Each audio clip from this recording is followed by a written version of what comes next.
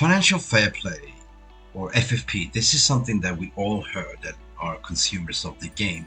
But do we really understand it? Or do we just love to watch the game, but still a little bit curious, like me, to find out a little bit more? What is the entire package of FFP and what does it mean? Well, we're here to sort of educate yourself, and this is kind of the purpose of this video. What does this actually mean?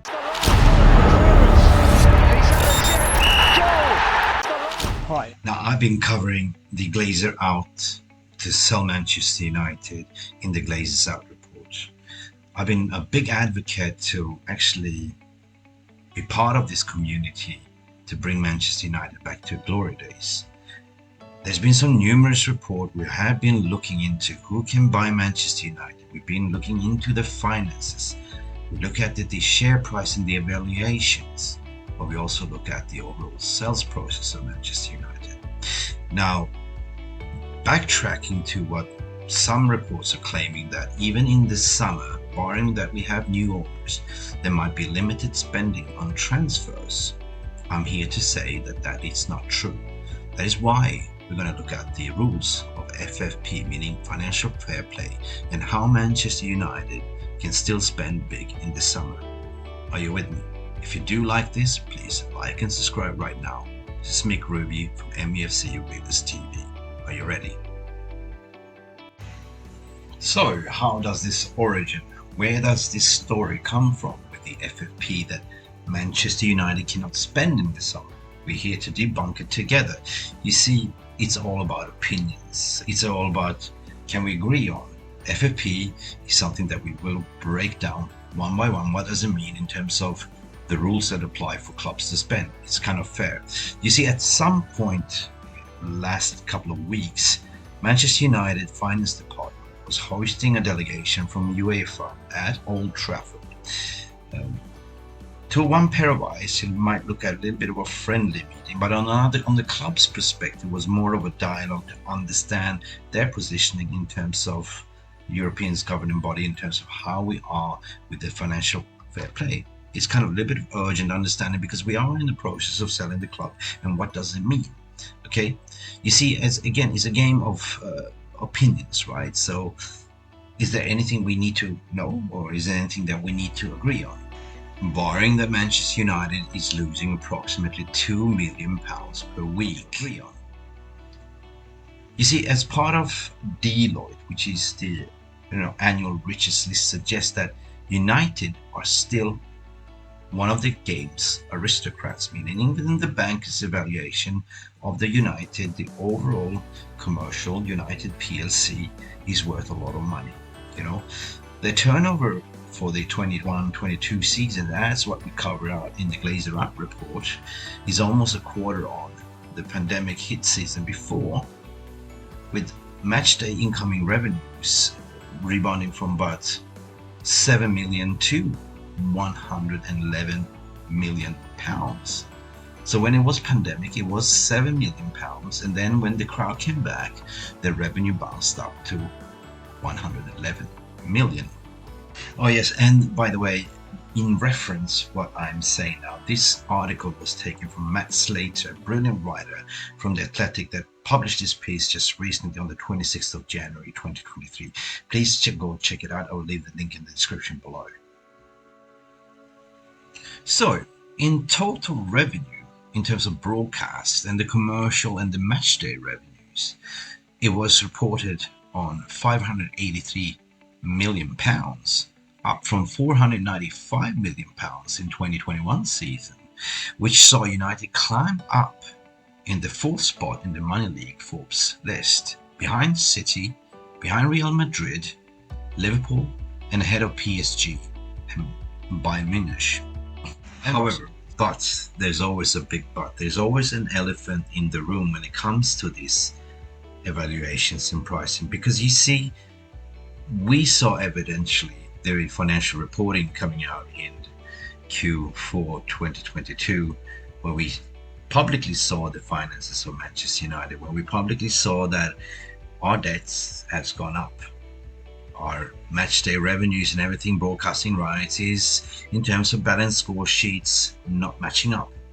Therefore, We owe a lot of people money. We have taken credits in buying transfers, players, meaning spreading them out. So basically our balance score sheet is not balanced. We have a debt that is higher than the surplus. So that means that financial fair play and UEFA is looking at it, scrutinizing. That is why we're not able to go in January transfer window to back everything hard. Only loan deals, because that ceiling has reached its limit. That is why. But what does it mean with FFP? How can this be changed? How can this be reset? That is a question what many people are wondering, including myself. And that is why I did some digging for you. Are you ready? Let's go over the FFP. Now, financial fair play, or FFP, this is something that we all heard that are consumers of the game. But do we really understand it?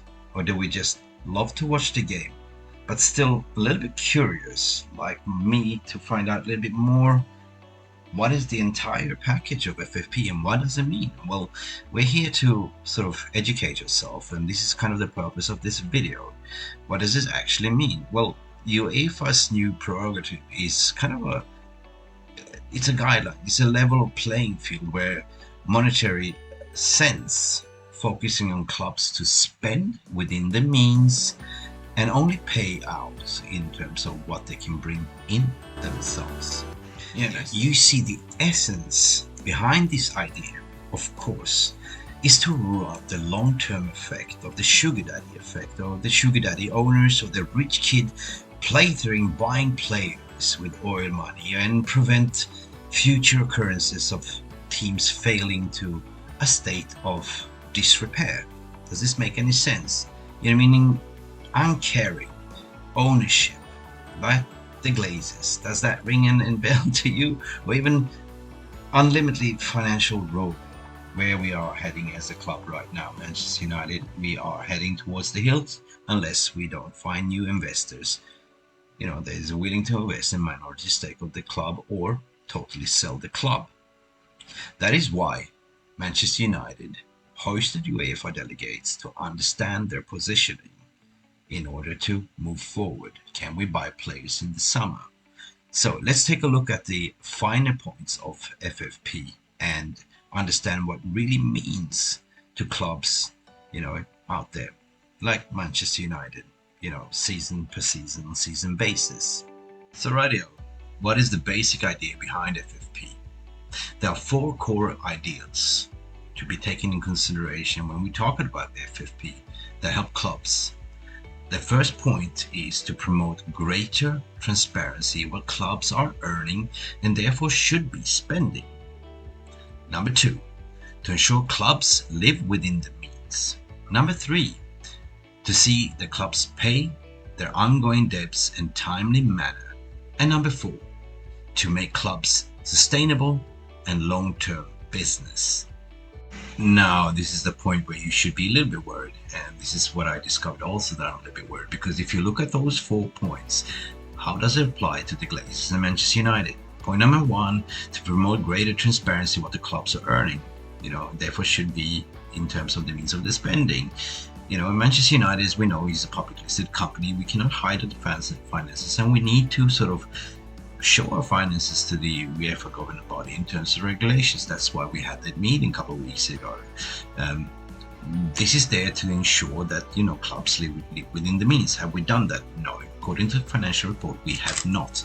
You know, it's been clear and obvious that the Glazers has not utilized whatever we make and generate in terms of club shirts and stuff like that. We've been taking out credit cards to buy players, transfers, owning creditors, clubs, left, right, center. So there seems that we are not paying our ongoing debts, so debts is going up, and it's not in timely manner.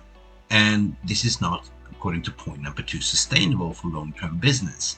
And this is why everything ties out that the Glazers are actually looking to sell, because this operational model with the FFP and UEFA being monitored means that we are on a financial ruins. We can either go and find investors, which they try to do, to invest in a minority stakeholder to clear the debt, or a full sale.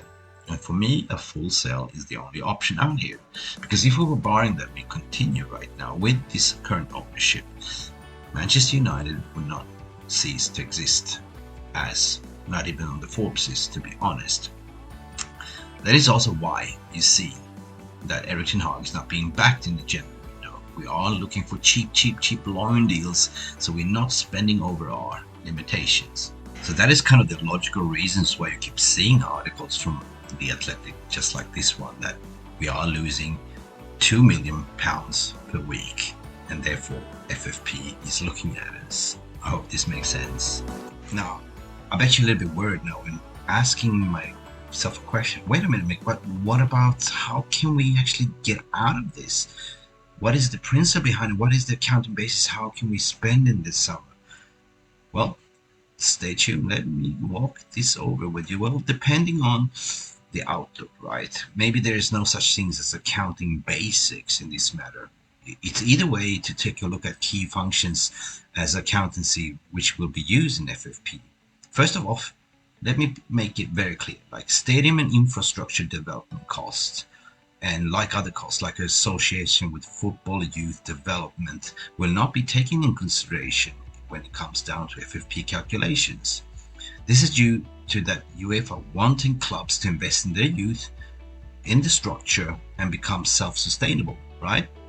Not to mention giving better coaching from youngsters to age to potential players to become superstar players. It's just promoting that youth academy and also, the football development side of it. Now, obviously, if we look at Manchester United finances and what the Glazers have done, they have done nothing in terms of infrastructure. They have not invested in Carrington training ground. They have not spent any single money on actually fixing up and refurbishing Old Trafford. When they bought Old Trafford 17 years ago, that was the state-of-the-art stadium, but since then they have not done nothing. We all know about the leaking roofs. We all know about the crappy Wi-Fi. We all know about everything that's going on in Old Trafford. Now here comes the $1 million question, and I'm not going to torment you, but the Q&A in FFP and how Manchester United will be able to spend in the summer or not be able to spend this summer is all depend on the new owner structure that comes in, right? Can they spend big? Yes, they can. Can they spend nothing? Yes, they can. No, they can't. Depends on, having to oversee the basic accountants of what UEFA is looking at is, you spend within the means, you're not ruining the club. You have fair, you pay your salaries to everyone, you pay your creditors, but you're still operating within your means, that you make profits out of your football operational side. Barring the new owners comes in and clear the debt, actually, the debt of Manchester United, the football operation balance scorecard will be reset. That means that if you clear the debt, you will all of a sudden be on a surplus. After you cover all the transfer fees, the staff wages, the squad evaluation will be different, because the stadium and the football development is not included in the FFP. It's only about the transfer, the wages, the social security, the pensions, and all that stuff, right? That's been overly inflated. Now, that's one of the reasons why John Murtaugh, Richard Allen, and all of them released a statement about 2-3 weeks ago that they are looking to do a salary cap. Makes sense, They no longer want to pay those inflated wages, right? They don't want to be taken for ransom.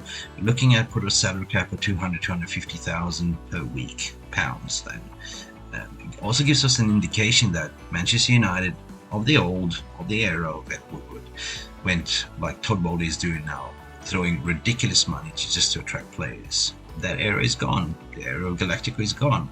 You need to be a responsible business owner, and whoever comes in will have a look at this, clear the debt, set a structure in place to say, look, here's our boundaries, we're going to follow FFP. Come summer, when we cleared everything, money has been injected, positive balance sheet is there, you are then allowed to spend. You see, UEFA will then calculate what means that you can spend on, right? That's why you see Chelsea, for instance, with Todd Bowley coming in, buying out, Abramovich. They cleared the debt. They had zero debts. So that's why they can go for a couple of years now on a spending spree to buy. But that ceiling also has to come to an end. What Chelsea has also done is been quite clever. And this is why also UEFA is looking to change the rules. It's actually quite illegal, because if you look at the market, what you maximum do is 5+1 contracts or 4+1, which an option to extend, where you can actually spread those payments over a couple of years, like 5 years. Like what Chelsea's been doing is kind of a little bit of a cheeky, a little bit of a gray zone, a little bit of illegal, is to do 7 to 8 years contract and spread. That's kind of dangerous. Well, when you look at the sustainability of the business, of course, you're going all in on that one. But what if it backfires? What if you bought Modric, for instance, and it doesn't work out? It doesn't work out, right? You're stuck with a player for 7, 8 years, right? And you're obliged to pay his salary wages on 200, 250. Right? So this is kind of like, you have to be a little bit astute and smart to understand how FFP works and how you can actually do cash injection. For me, when it comes down to the new owners, I don't really care who they are, as long as we clear the debt. We have a positive sporting project. We are adhering to the FIFA new regulations and rules in terms of FFP. We make sure that Erik ten Hag is being backed with the right type of player. We don't even have to buy the clear and obviously like Harry Kane and Osimhen for 100 million plus. We can go scouting in, for instance, the grassroots leagues. Take an example of success stories of Lisandro Martinez, Anthony Dos Santos. Where did they came from? They came from the grassroots in Argentina and Brazil. Anthony Dos Santos played for Sao Paulo. He got bought for about 11 million euros to Ajax, and we went and bought him for 100 million. That is FFP. You see what my point? Same with Lisandro Martinez. Same story there, but we bought him for 55, 60, right? Inflated. This is where the new owners and the new business structure has to be more astute. I agree with the salary cap. That's one step closer to having a responsible ownership of club. Another thing is your recruitment and how you structure the payments. Look at City, what they did. They never went and bought players over 50 million pounds. Okay, in today's market it's gone up a bit, yeah? You have to. But they went on and bought a lot of players for that caliber of 30 to 50 million.